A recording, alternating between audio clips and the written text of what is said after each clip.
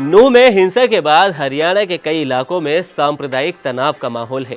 इस बीच हरियाणा की राजनीति पर भी इसके असर को लेकर सियासी चर्चा जोरों पर है। खासकर बीजेपी से जाटों की नाराजगी से जुड़े मसले को लेकर तरह तरह की बातें सामने आ रही है। लेकिन इन सब के बीच एक जरूरी सवाल ये है कि आखिर मेवाती मुसलमानों के खिलाफ जाटों ने कोई एक्शन क्यों नहीं लिया। इस पर ट्विटर वॉर भी छिड़ा, कई तरह के कमेंट्स भी देखने को मिले। लेकिन यहाँ सवाल यह है कि 11वीं सदी के राजपूत वंश से निकले मुस्लिमों के खिलाफ ना जाकर जाट समाज ने हिंदुत्व के कथित ठेकेदारों की दुकान बंद क्यों कर दी। उन ठेकेदारों ने जाट समुदाय को खूब उकसाया, अपील की कि आ जाओ तुम्हारे हिंदू भाई संकट में हैं, लेकिन जाट बिल्कुल नहीं आए। ऐसा एबीपी का दावा नहीं है, ये सोशल मीडिया पर कमेंट्स चल रहे थे। अब इसका कारण भी सुन लीजिए।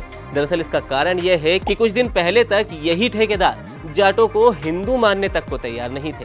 किसान आंदोलन और पहलवानों के आंदोलन में जाट समुदाय को खालिस्तानी और न जाने क्या क्या कहा जा रहा था। बस यूं समझ लीजिए कि एक नए राजनीतिक और सामाजिक बदलाव की हरियाणा में बयार है। तो चलिए अब इन मेवाती मुस्लिमों का इतिहास भी जान लेते हैं। मेवात की जिस मिलीजुली कल्चर की बात यहाँ की जा रही है उसकी जड़ें बहुत पुरानी है। मेवात के अलावा राजस्थान के अलवर और भरतपुर जिलों में रहने वाले मेव लोग मुसलमान हैं, लेकिन उनके कई रीति रिवाज हिंदुओं जैसे हैं। कहा जाता है कि ये राजपूत थे जिन्होंने इस्लाम कबूल कर लिया था। मेवों में जातियों का जो ढांचा है उसमें हिंदुओं की झलक साफ नजर आती है। ज्यादातर मेव मुसलमानों की शादी विवाह में हिंदुओं की तरह गोत्र सिस्टम ही अपनाया जाता है। वे एक गोत्र में शादी नहीं करते। इसके साथ ही हमें ये भी समझना यहाँ जरूरी है कि जाट हरियाणा की राजनीति का सबसे प्रभुत्वशाली जाति है।